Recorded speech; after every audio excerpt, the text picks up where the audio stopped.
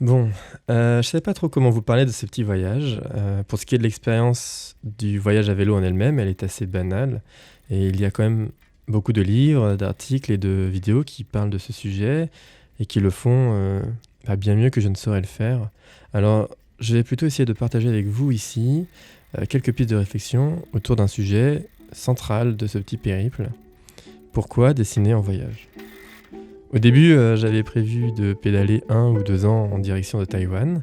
L'idée, c'était de profiter de la liberté qu'offre le vélo pour prendre le temps d'observer, de comprendre les évolutions de culture, de paysages d'une région à l'autre.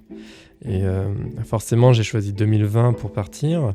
Et après un premier départ en février, avant que le Covid n'existe, et finalement stoppé par un premier confinement un mois plus tard au bout de 1000 bornes, j'ai retenté ma chance en juillet quand tout semblait aller mieux, mais ce coup-ci, plutôt que de me lancer directement sur Taïwan, je préférais ajouter une petite étape intermédiaire au Cap Nord, juste au cas où. Je me disais que s'il y avait un nouveau confinement, les frontières européennes resteraient plus longtemps ouvertes que les autres. Alors la première partie de ce voyage-là, j'étais en rush quoi. C'est-à-dire que j'avais peur d'être à nouveau stoppé à une frontière, alors je pédalais aussi vite que possible. Et je faisais du 80-100 km par jour, alors ça doit faire sourire certains parce que c'est pas tant, mais moi je pouvais pas plus et c'était un genre de course, une course heureuse où je découvrais un tas de trucs que je trouvais incroyables. Et comme je n'avais pas le temps, je prenais tout en photo. Mais tout, c'était par peur d'oublier. Et je me disais, je profiterai de ces paysages plus tard, en regardant mes photos plus tard. Et ça, c'était une erreur parce que quand je regarde ces photos aujourd'hui, elles me disent rien, elles ne renvoient à rien. Et si l'expérience du voyage en elle-même était alors heureuse, avec le bivouac, les rencontres, la déconnexion, tout ça, je n'arrivais pas à prendre le temps de dessiner. Et je me rappelle être un peu frustré de ça, c'est-à-dire qu'en 1500 km, je n'avais fait que 4 croquis et sans vraiment y prendre plaisir. Et ça me posait beaucoup de questions. Et puis à force de pédaler comme un taré, je suis arrivé trop tôt au port de Charles et le ferry pour la Norvège partait 2 jours plus tard. Du coup, pour la première fois du voyage, j'étais contraint de faire une pause. Et là, je me suis rendu compte d'un truc pourtant tout bête, c'est que ce qui me manquait cruellement depuis le début, ce n'était pas tellement le fait de dessiner en lui-même, mais plutôt les temps d'observation, d'écoute et de compréhension qui précèdent et accompagnent un croquis. Parce que pour dessiner quelque chose, en fait, il faut essayer de le comprendre. Et c'est peut-être ça le cœur du sujet finalement. Parce que il faut essayer de comprendre ce qui nous a poussé à nous arrêter là, ce qui rend le coin unique, particulier. Essayer de saisir comme ça les proportions, comprendre les volumes, la lumière, les assemblages, comment le lieu est habité, comment la nature y évolue, quelle est son histoire. Mais on ne peut pas tout dessiner, alors il faut choisir avec précaution ce qui devrait apparaître et comment le représenter. Et assez naturellement, et un peu malgré nous, on se retrouve à observer avec attention chaque détail. On remarque les choses les plus discrètes, les plus silencieuses, des trucs qu'on n'aurait jamais vus autrement.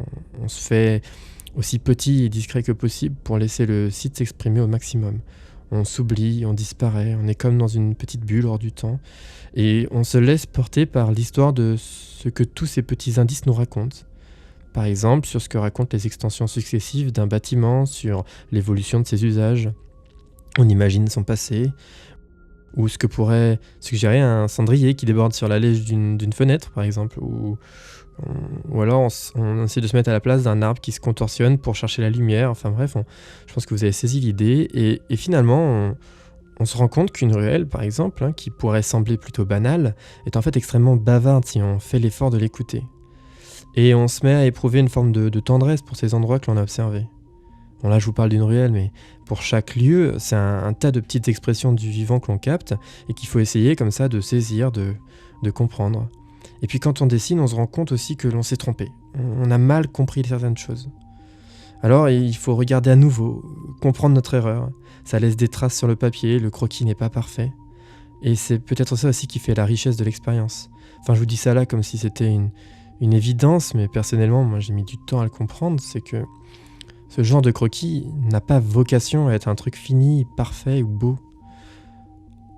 En fait, c'est même presque tout l'inverse. Il est systématiquement imprécis, hésitant, presque raté, et même assez souvent bâclé sur la fin parce qu'on n'a pas vu le temps passer. Et de mon côté, je ne suis jamais tellement content du dessin lui-même, je le trouve toujours un peu à côté du sujet, mais si le temps d'observation, lui, il est réussi, alors peut-être que le croquis est réussi en un sens. Quand ce temps-là est respecté, eh bien, en plus d'avoir passé un agréable moment, les croquis deviennent de vraies petites capsules temporelles qui englobent bien plus que ce qui est représenté sur le papier. Et en les revoyant, ce n'est pas tellement le dessin que l'on voit, c'est plutôt tout le moment d'observation que l'on revit. Et on se rappelle des gens qui étaient là, ou du temps qu'ils faisaient, ou du mood dans lequel on était, mais aussi des choses que l'on n'a pas pu ou pas voulu représenter. Et ces moments d'observation-là, j'ai la sensation qu'ils sont très précieux.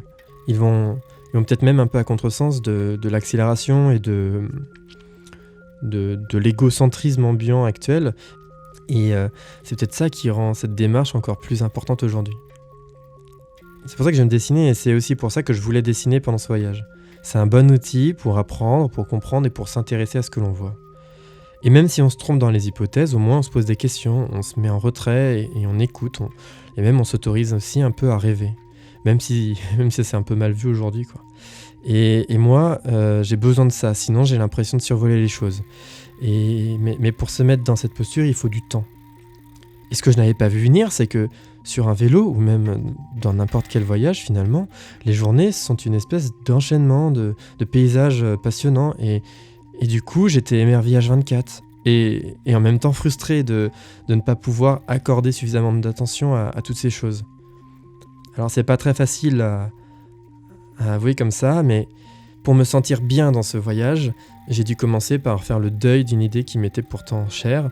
C'est que de toute façon, je ne pouvais pas prendre le temps d'apprécier l'ensemble des choses que je voyais. Sinon, c'était pas un an qu'il me fallait pour faire le voyage jusqu'à Taïwan, c'était peut-être une vie, quoi. Enfin, j'exagère peut-être un peu, encore que quand on y pense, pour donner du sens à un territoire, le comprendre, c'est des années qu'il faut.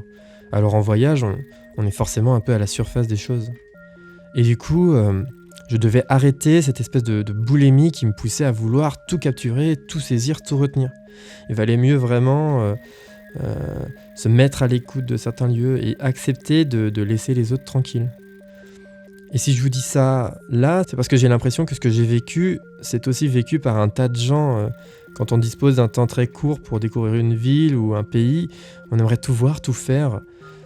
Et c'est normal en fait, mais dans la précipitation, finalement, on ne prend même plus le temps de vraiment s'intéresser aux lieux que l'on visite. Et peut-être pire, c'est qu'on néglige carrément de regarder à côté. Enfin bon, bref. Il faut bien que je conclue parce que là, je suis parti pour vous parler de ça pendant des heures et personne n'a envie de ça, je crois. J'espère que malgré le côté un peu, peut-être un peu confession d'un dépressif, là, j'aurais quand même réussi à vous transmettre une partie de ce que j'ai pu ressentir au travers de ce voyage, des questions et des ébauches de réponses qui ont émergé de cette expérience et que, pour dessiner en voyage ou au quotidien, hein, ça reste un sujet... Ça reste quand même un sujet relativement vaste sur lequel on aurait pu passer des heures. Et puis là, je vous partage mon point de vue sur un truc, mais c'est comme il existe un tas de raisons différentes pour faire un voyage, il existe aussi sans doute un tas de raisons différentes de dessiner. Le mieux, ça reste encore de se forger un avis en essayant ou en discutant avec d'autres. Et j'espère que je vous aurai donné envie d'essayer, parce que c'est quand même un moment précieux qui permet de se déconnecter du monde de fou dans lequel on vit, quoi, au moins l'espace d'un instant. Et rien que pour ça, franchement, je pense que ça vaut le coup d'essayer. Enfin, bon, c'était quand même sacrément sérieux tout ça, on est d'accord, hein, et je vous remercie d'avoir réussi à tenir jusqu'ici. Mine de rien, ce que je vous ai dit là, ça me tenait quand même assez à cœur de le partager avec vous. Et du coup, pour se détendre un peu, parce que vous l'avez mérité un peu quand même, je vous ai fait un petit montage là sur la fin là. C'est vrai que tout seul sur le vélo, j'avais tendance un peu à péter les plombs, et des fois j'envoyais des des conneries à mon frère ou à mes parents. Alors voilà, je vous ai compilé tout ça. Et j'espère que ça vous aura intéressé quand même. Et puis à la prochaine. Et c'est parti pour la descente. Wouh! Alors les gars, bon c'est pas sérieux ça hein. Allez là, c'est dégueulasse là. Vous foutez partout. C'est pas genre toi. Je te jure. Comme si...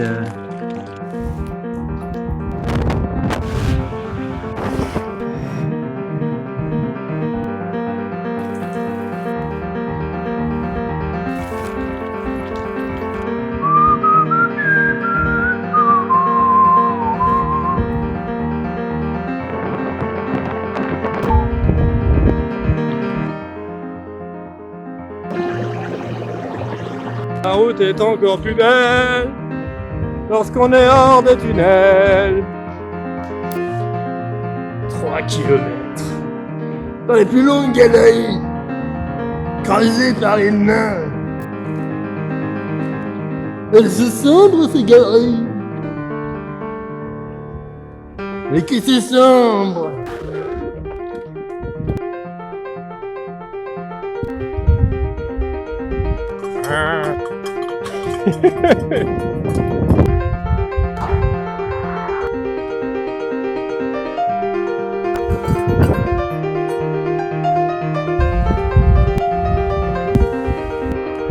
Ah ouais.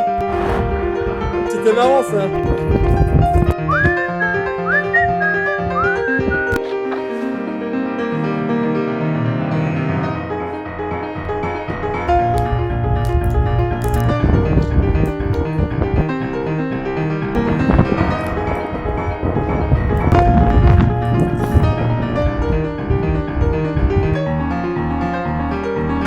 Là en dessous, on dit,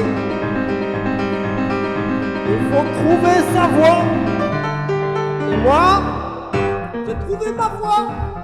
Je vais vous couper la tête.